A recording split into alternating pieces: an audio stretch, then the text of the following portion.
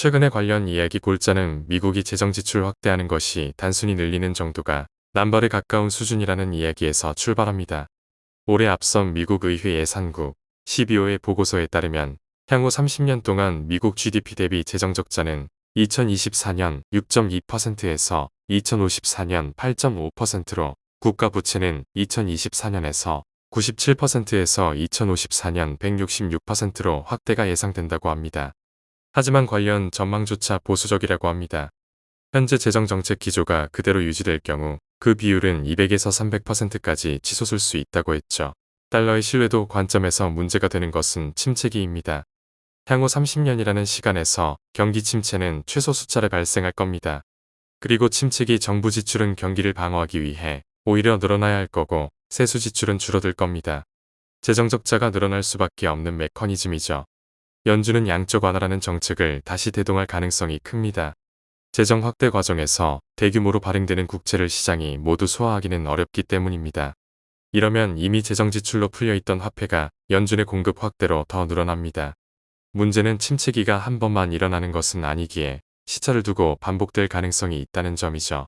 연준이 국채를 무제한 매입하는 방식으로 시장의 유동성을 공급하면 사실상 재정 지출을 화폐 발행으로 충당하는 것과 같은 효과를 냅니다. 이런 정책은 한 번 시행되면 쉽게 출구를 찾기가 어렵습니다. 국가 부채가 이미 높은 상황에서는 금리 인상이 정부의 이자 부담을 크게 높일 수 있기 때문이죠. 자칫하다가는 통화정책이 재정 상황에 영구히 종속되는 상황이 되는 겁니다. 물가 안정에 주력해야 할 연준이 정부와 손잡고 화폐 가치를 훼손하고 있다는 얘기가 되는 거죠. 화폐는 단순한 교환의 매개를 넘어 가치 저장 수단이자 경제활동의 기준점 역할을 합니다.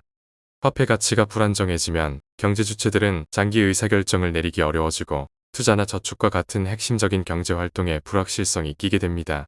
세계 무역거래와 금융거래의 중심축인 달러 가치가 불안정해지면 그 파급력은 상당할 겁니다. 달러로 표시되는 원자재부터 세계 각국의 외환 보유고까지 말입니다. 물론 달러의 신뢰도의 의문을 제기하는 목소리는 어제 오늘 일이 아닙니다. 1971년 미국이 금태환제를 폐지한 것을 계기로 달러화가 금과의 연계를 끊고 신용에 기반한 통화로 변모했을 때부터 계속 제기되어 왔습니다. 하지만 달러는 1980년대 미국의 강력한 통화 가치의 안정 의지, 1990년대 미국의 저물가와 안정성장의 시대를 거치면서 오히려 기축통화로서 위상을 공고히 했습니다. 따라서 달러에 대한 의심은 막연한 가능성으로만 있었습니다. 금값이 모든 변수가 유발하는 중력을 거부하고 뜀박질을 재개한 2022년이야말로 언젠가는 그럴 수도 있을지 모르겠다는 막연함의 현실성이 엄습한 시작점은 아닌지 생각이 듭니다. 마치 헬리콥터에서 돈을 뿌리듯 전례 없는 대규모 통화 완화책이 전개된 2008년 글로벌 금융위기 이후부터 점차 커져온 의구심이 현실적인 위험의 억치 수준으로 한 발짝 다가섰다고 해야 할까요? 종전까지는 양적 완화에 따른 통화 공급량 급증 문제가 저물가 현상에 의해 억제됐다면 코로나19 사태가 한창이었던 2022년은 대규모 통화 공급과 재정 지출이 실제로 얼마나 빠르게 인플레이션으로 이어져 화폐 가치가 떨어질 수 있는지 세계 경제 주체 모두가 직접 목도한 순간이었기 때문입니다. 맥락은 조금 다른 이야기지만 공교롭게도 2022년에는 영국 국민 모두가 화폐 가치 훼손이 구매력 저하를 넘어 노후까지 위협할 수 있다는 점을 목도한 순간도 있었죠. 당시 영국 행정부가 일으킨 국채시장 쇼크와 이에 따른 연기금 파산 위기였습니다. 인플레 국면 속에서 감세를 하겠다며 국채 발행량 증액 계획을 발표한 게 발단이 됐습니다. 당시 영국의 소비자 물가 상승률은 10% 안팎을 기록하고 있어 국채의 실질 가치가 떨어지고 있던 상황이었는데 오히려 전년도보다 국채 발행량을 대폭 늘리겠다고 한 것이었죠. 쇼크 사태는 영국 중앙은행이 소방수로 나서면서 잠잠해지기 시작할 수 있었지만 당시 중앙은행은 정책 금리를 인상해 통화 긴축을 전개하면서도 동시에 국채를 매입함으로써 시중에 유동성을 공급하는 기이한 꼴이 됐습니다. 잠시나마였지만 시중의 통화량을 조여 물가를 억제해야 할 통화정책이 재정난발로 인해 결과적으로 재정 상황에 종속되는 상황의 위험성을 보여준 것이었죠. 당해 영국 파운드화의 가치는 연간으로 달러 대비 무려 10%나 떨어졌습니다. 2022년 파운드화의 가치 하락을 둘러싸고 붕괴라는 표현이 나붙었습니다. 현재 각국의 개인 사이에서는 금투자 열풍이 여러 형태로 확산하고 있다고 합니다. 중국에서는 금콩이라 불리는 1g 단위의 소형금 제품이 젊은 층 사이에서 인기를 끌고 미국에서는 코스트코가 작년부터 시작한 이론수짜리 골드바 판매가 큰 인기를 얻고 있다고 하죠. 일본의 경우 긴자에 있는 귀금속 매장 앞에는 3월부터 매장이 문을 열기 전부터 줄을 서는 광경이 한때 일상화됐다고 할 정도로 그 열기가 상당했다고 합니다.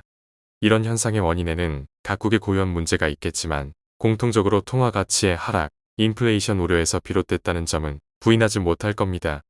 위안화나 엔화 환율 추이를 보면 추론할 수 있습니다. 전문 투자자의 금 보유 비중도 추세적으로 커지고 있습니다. 올해 6월 WGC의 설문 결과에 따르면 북미 지역의 전문 투자자 520여 명 가운데 금을 포트폴리오에 보유한 비중은 85%로 파악됐습니다. 2018년에 69%와 2019년 76%에서 계속 증가했음이 확인됐습니다.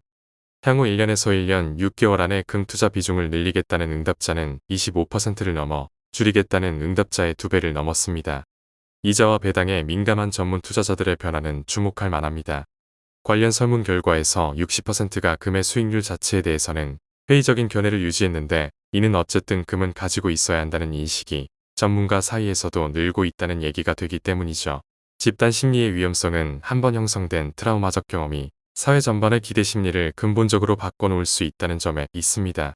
인플레이션을 직접 겪은 세대는 화폐 가치 하락이 얼마나 빠르게 진행될 수 있는지, 그리고 그것이 일상생활에 얼마나 큰 타격을 주는지를 피부로 체감했기 때문에 이후의 모든 경제 현상을 인플레이션의 관점에서 해석하려는 경향을 보이게 될 겁니다. 비록 올해는 주춤했다지만 70여 년 만에 최대를 기록한 2022년 중앙은행의 금매입, 그리고 2022년부터 현재까지 계속되는 금값의 상승세는 앞으로의 자산시장에 많은 시사점을 던지는 대목이 아닐까 싶네요.